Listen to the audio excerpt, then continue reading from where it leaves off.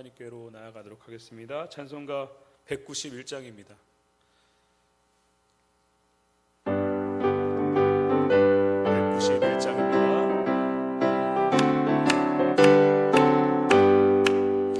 내가 매일 기쁘게 순례의 길 행하며 주의 팔이 나를 안보함이요 내가 주의 큰 복을 받는 참된 비결은 주의 영이 함께함이라. 성령이 계시네 할렐루야 함께하시네. 좁은 길을 걸으며 밤낮 기뻐하는 것 주의 영이 함께함이라. 전에 죄에 빠져서 평안함이 없을 때 예수 십자가의 공로 힘입어 그 발 아래 엎드려 참된 평화 얻으면 주의 영이 함께함이라. 성령이 계시네 할렐루야 함께하시네. 좁은 길을 걸으며 밤낮 기뻐하는 것 주의 영이 함께함이라. 나와 동행하시고 모든 염려하시니 나는 숲의 새와 같이 기쁘다. 내가 기쁜 마음으로 주의 뜻을 행하면 주의 영이 함께함이라. 성령이 계시네 할렐루야 함께하시네. 좁은 길을 걸으며 밤낮 기뻐하는 것 주의 영이 함께함이라. 세상 모든 욕망과 나의 모든 정욕은 십자가에 이미 못을 박았네.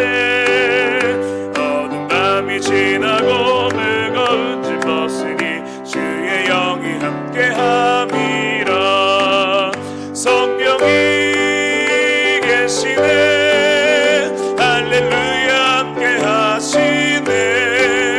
좁은 길을 걸으며 밤낮 기뻐하는 것 주의 우리 다시 한번 찬양합시다. 내가 매일 기쁘게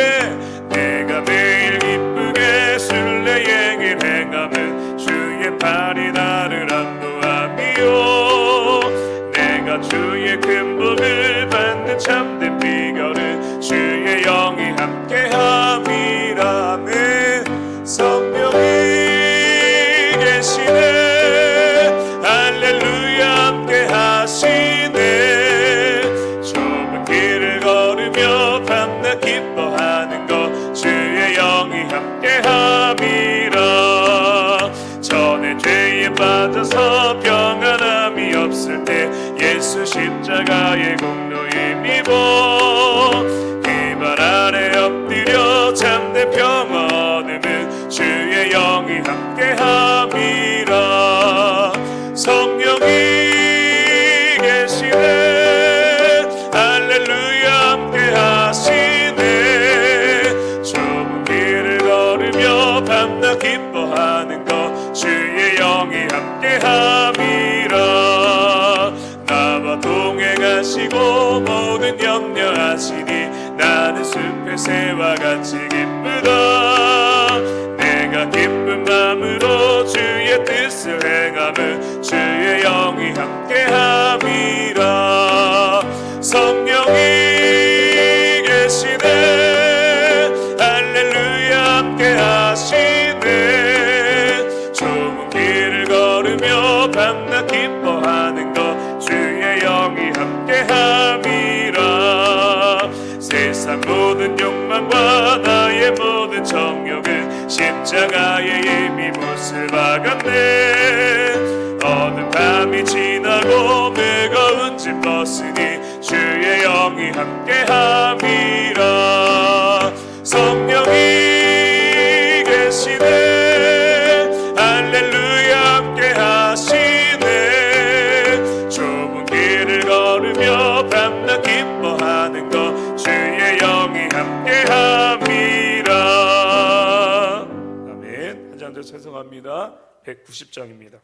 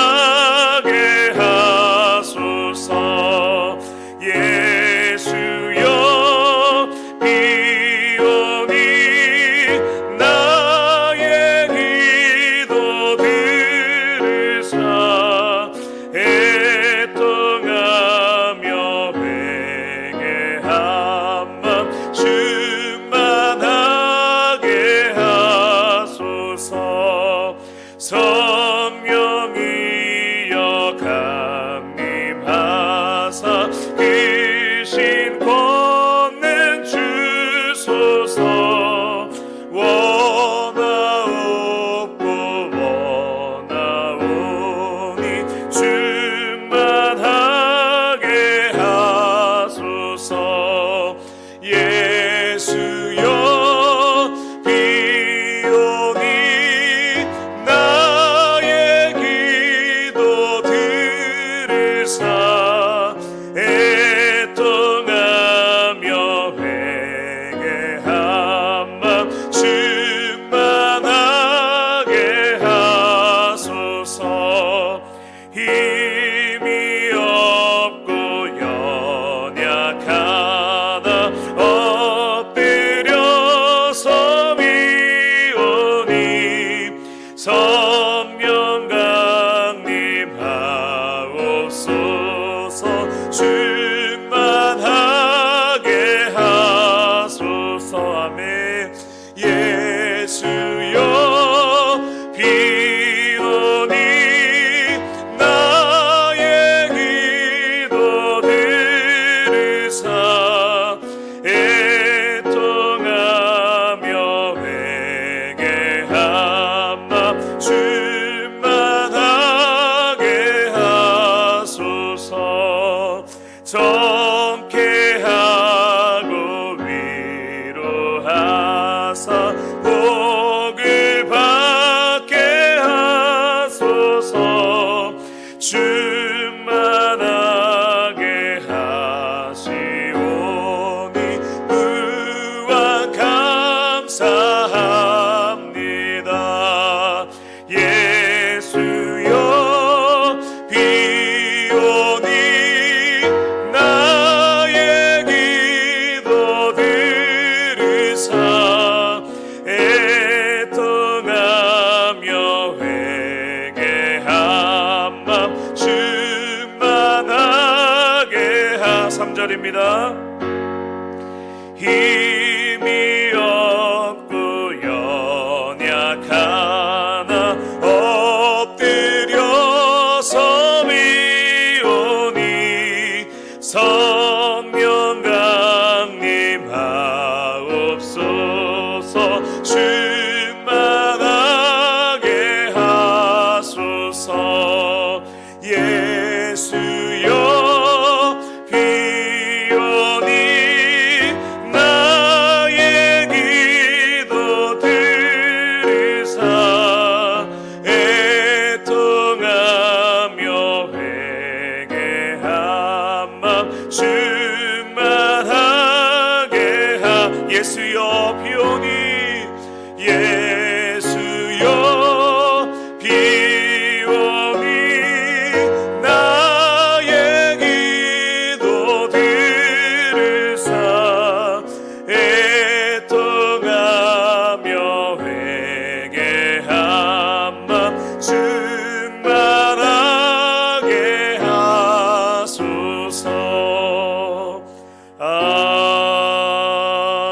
아멘.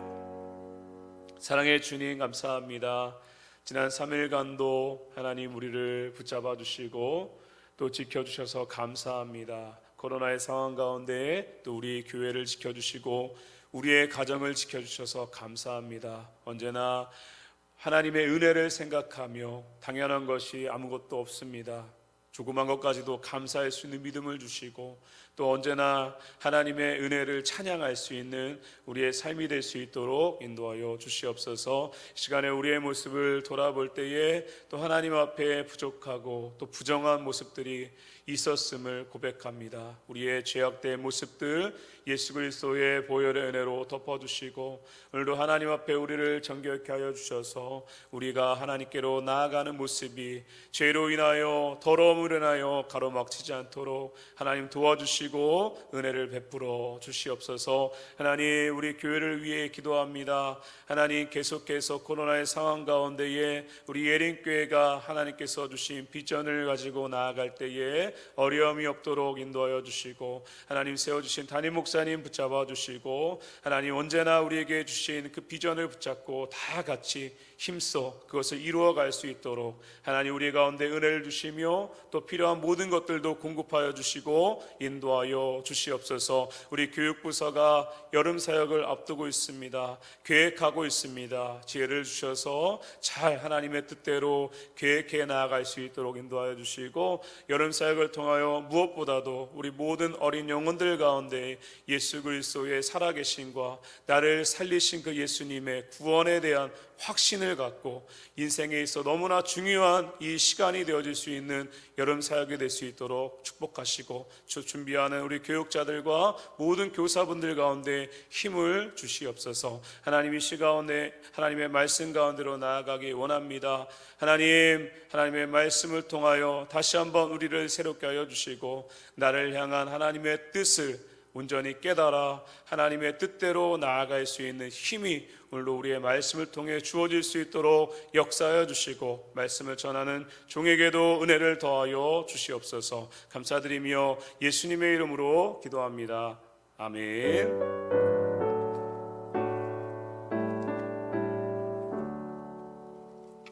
오늘 우리에게 주시는 하나님의 말씀은 로마서 8장 18절부터 28절까지의 말씀입니다.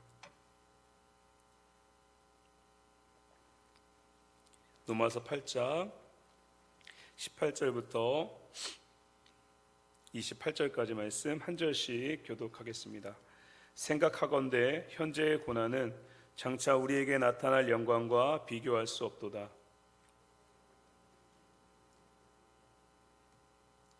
피조물이 허무한데 굴복하는 것은 자기 뜻이 아니요 오직 굴복하게 하시는 이로 말미암음이라.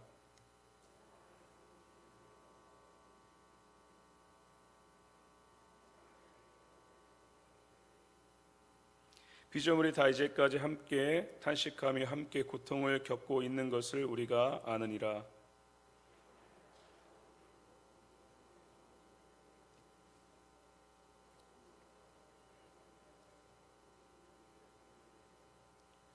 우리가 소망으로 구원을 얻었음에 보이는 소망이 소망이 아니니 보는 것을 누가 바라리요.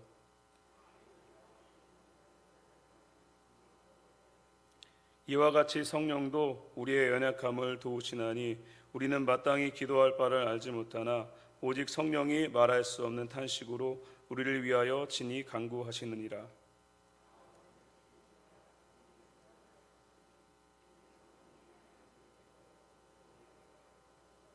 같이 있습니다. 우리가 알거니와 하나님을 사랑하는 자 곧 그의 뜻대로 부르심을 입은 자들에게는 모든 것이 합력하여 선을 이루느니라. 아멘.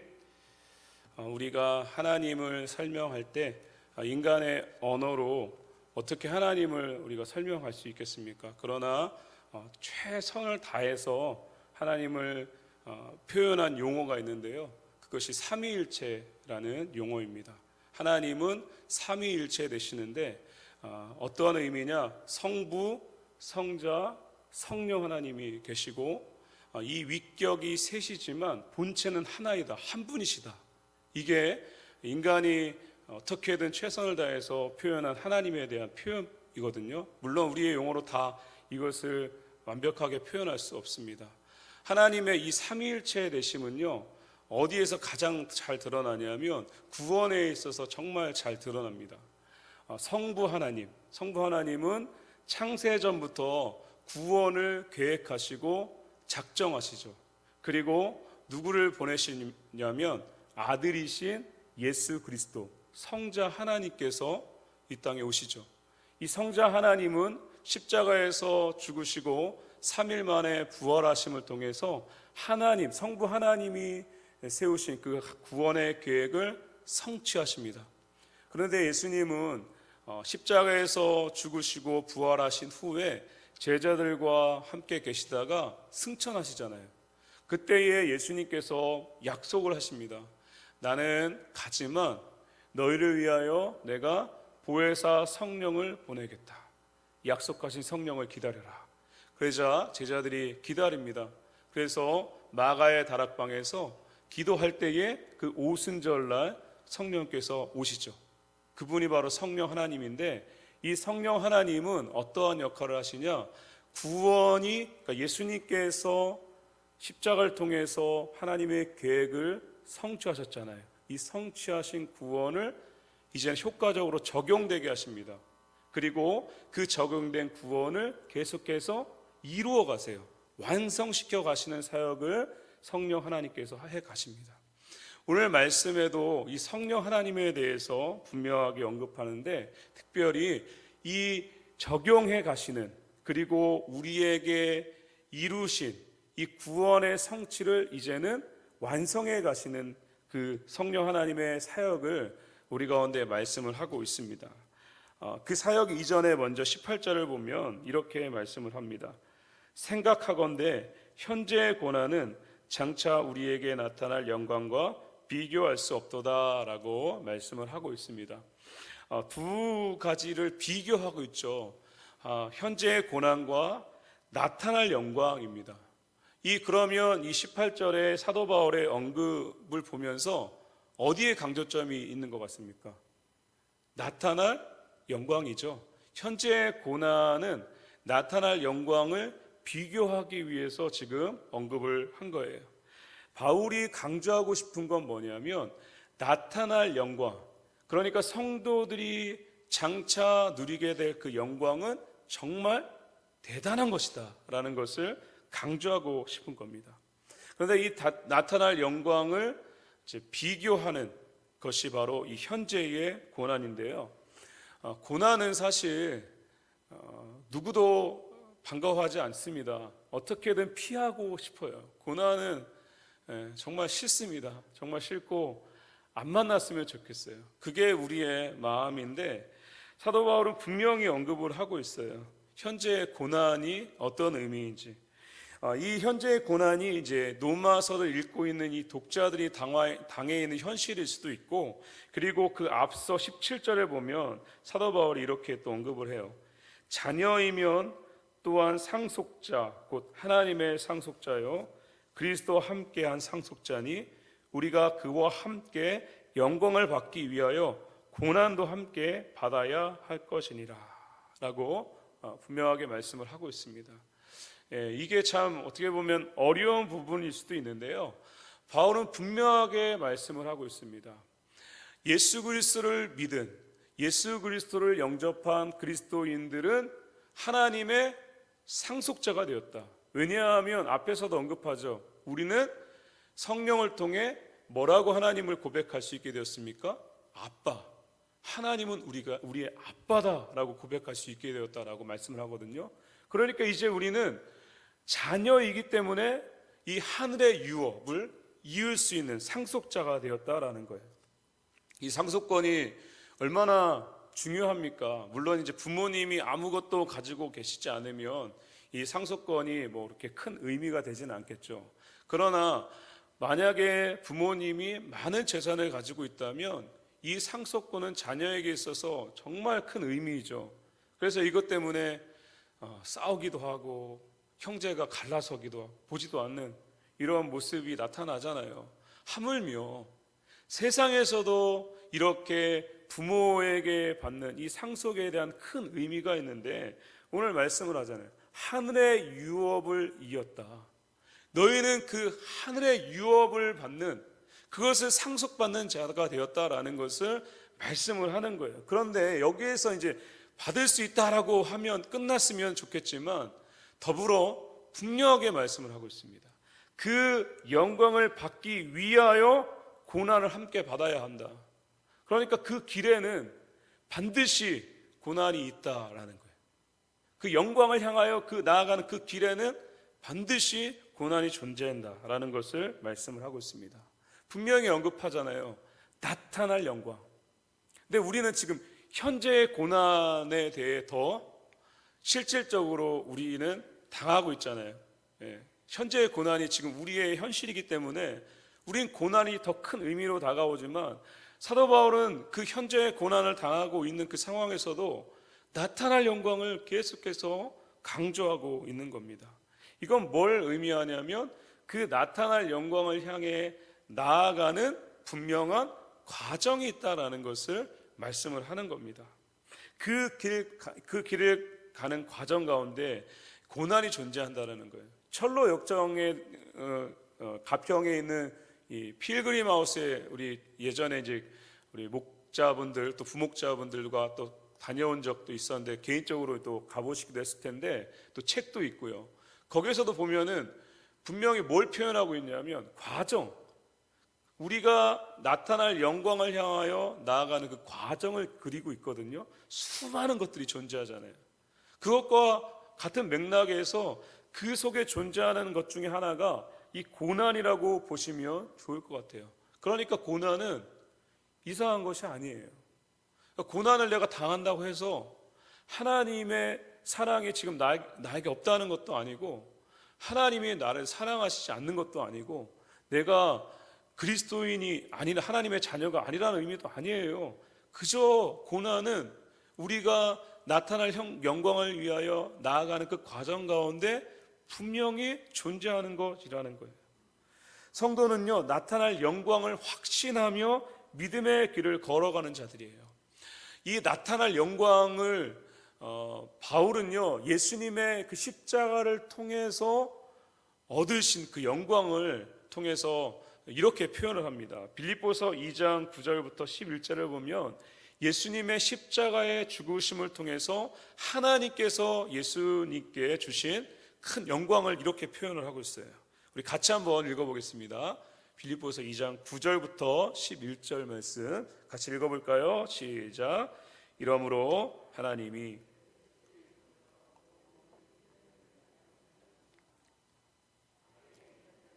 땅에 있는 자들과 땅 아래에 있는 자들로 모든 무릎을 예수의 이름에 꿇게 하시고 모든 입으로 예수 그리스도를 주로 시인하여 하나님 아버지께 영광을 돌리게 하셨느니라.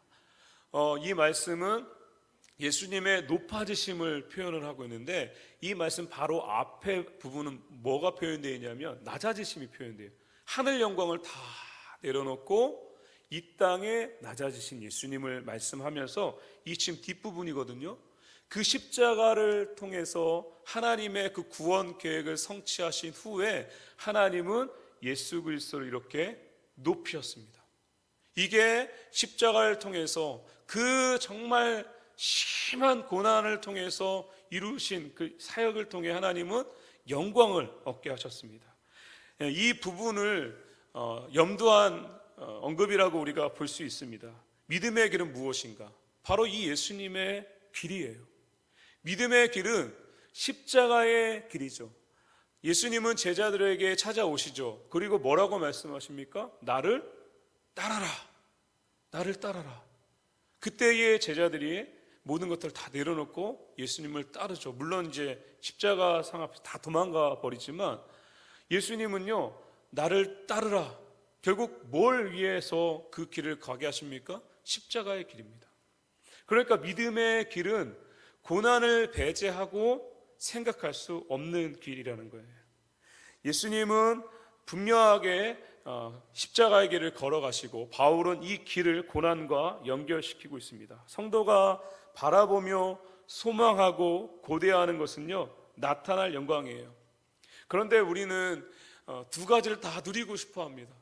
이 땅에서의 영광도 누리고 싶고 나타날 영광도 누리고 싶고, 때로는 나타날 영광보다는 이 세상의 영광이 더 중요할 때도 있고, 그렇죠? 그게 우리의 모습일 수 있다라는 거예요. 그러나 우리는 항상 기억해야 됩니다. 나는 뭐가 우리가 나에게 더 중요한가? 나는 뭘 고대하고 있는가? 믿음의 길은 무엇인가? 우리는 무엇을 바라봐야 하는가를 날마다 우리는 주님 앞에서, 하나님 앞에서 돌아봐야 된다라는 거예요. 우리가 이것을 올바로 인식할 때에 우리에게 주어진 이 현재의 고난을 이해하는 데 큰 도움이 되어집니다. 바울의 나타날 영광에 대한 강조는 바로 이러한 의도가 담겨 있는 거예요. 십자가의 길은 고난의 길입니다. 너무나 고통스러울 수 있습니다. 그러나 우리가 이 고난을, 이 고통, 때로는 우리가 믿음의 길에서 당하는 고난을 이겨낼 수 있는 이유가 있어요. 물론 힘들지만, 왜 그렇죠? 그것은 끝이 있다라는 거예요. 그러나 그 이후에 누리게 할 영광은 어떻습니까? 영원합니다. 이것 때문에 우리에게 정말 큰 힘이 되어진다라는 거예요. 나타날 영광은요 24절의 연것처럼 눈에 보이지 않습니다. 바울은 보이는 소망은 소망이 아니다 이렇게 표현을 하고 있죠. 나타날 영광이 소망이에요. 소망이 무엇입니까? 내 눈에 지금 우리의 눈에는 보이지 않습니다.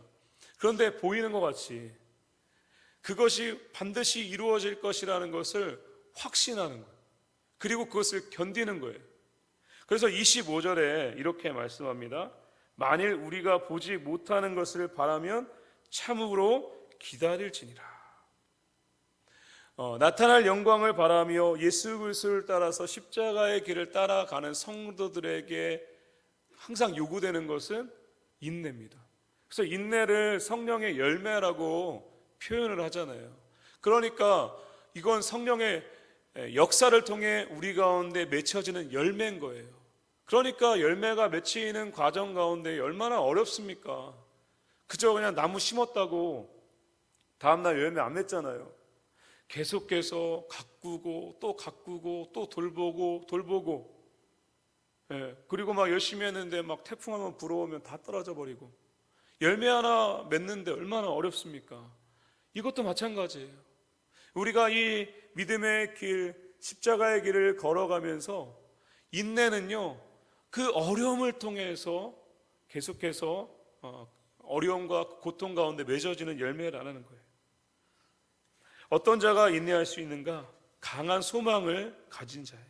반드시 이루어질 것을 아는 사람은요 힘들지만 참을 수 있는 거예요. 부모님들도 그렇잖아요. 부모님들도 자녀들이 미숙하니까 때로는 정말 헛된 길로 걸어갑니다. 근데 부모님의 눈에는요 보여요. 저게 망할 거라는 걸 보여요.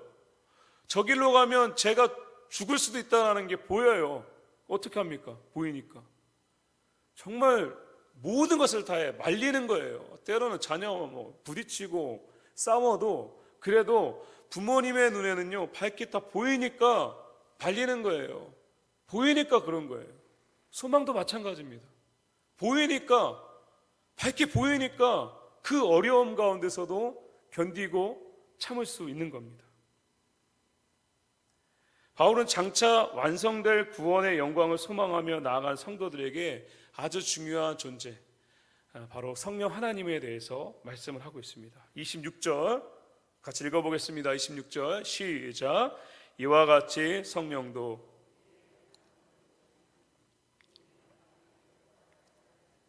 오직 성령이 말할 수 없는 탄식으로 우리를 위하여 친히 간구하시느니라.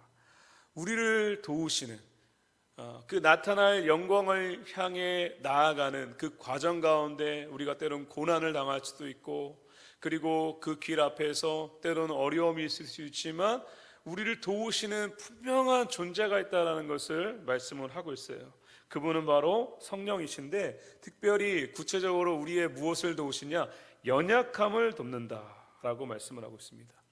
이 연약함은요 어떤 의미의 단어가 쓰였냐면 힘이 없는 상태. 그러니까 이거예요.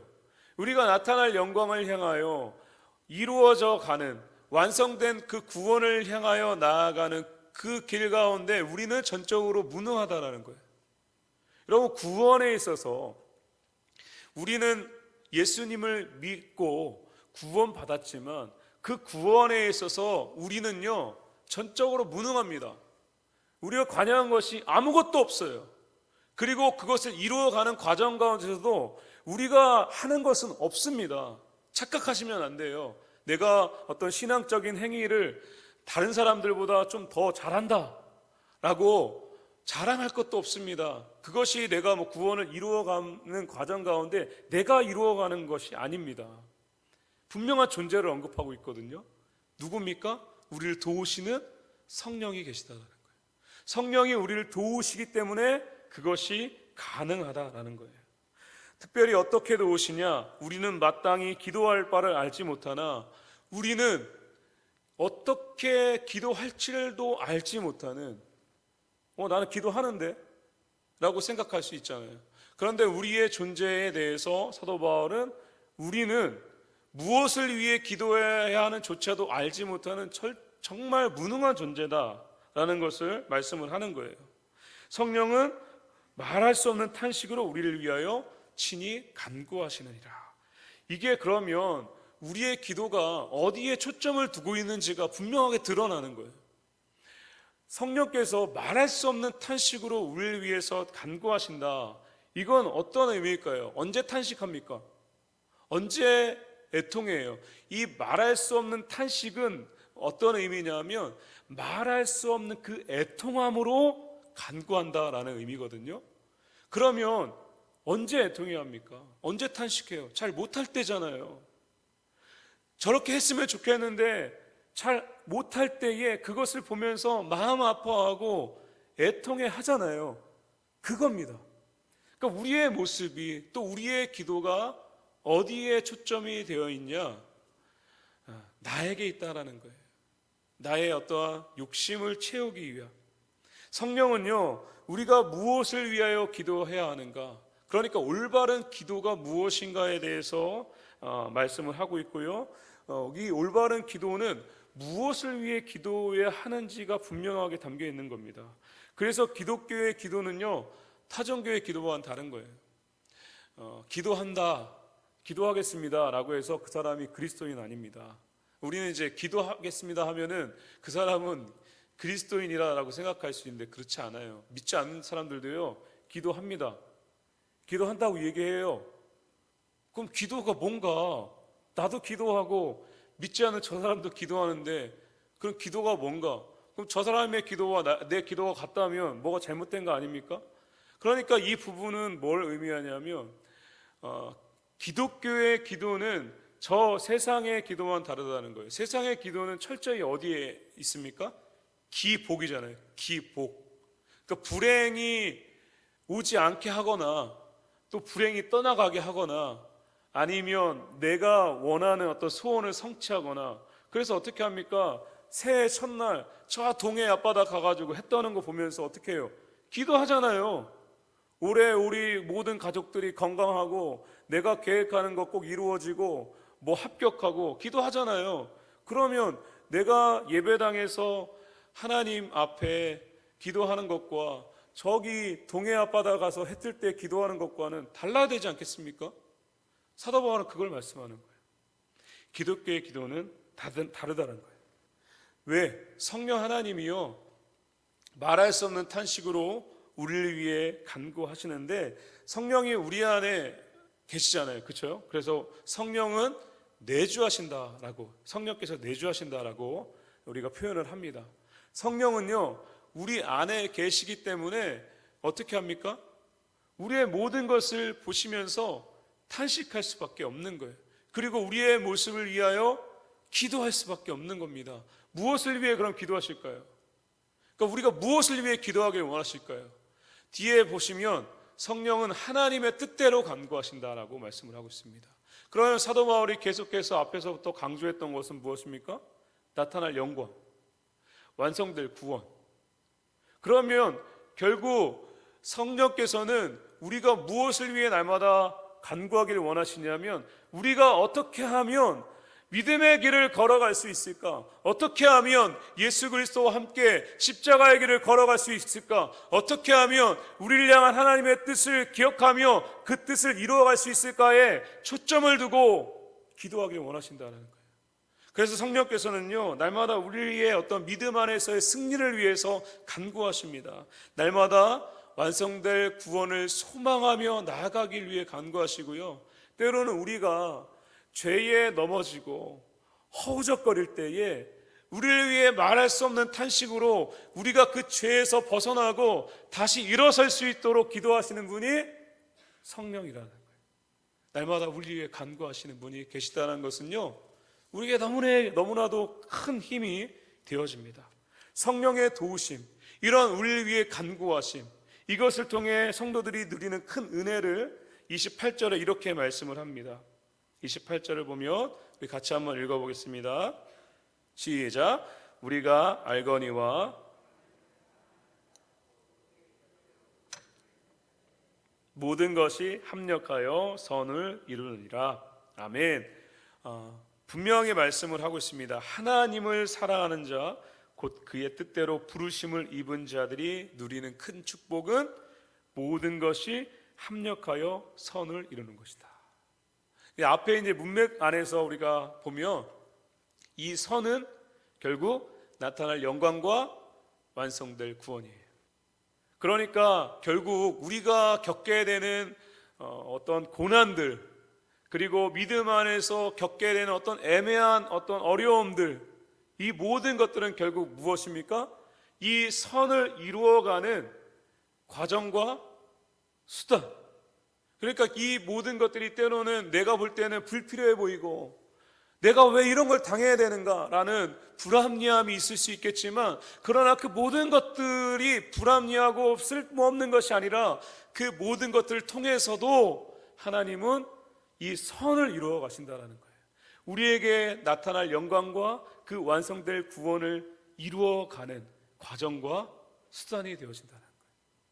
이것이 우리에게 참 어떻게 보면 그 고난을 당할 땐 큰 어려움이 될 수 있지만, 나중에 그 고난을 겪고 하나님 은혜 가운데 거할 때에 그것을 돌아보면서 뭐라고 고백합니까? 하나님, 그것도 저에게 은혜였습니다 라고 고백하게 되어지는 거예요.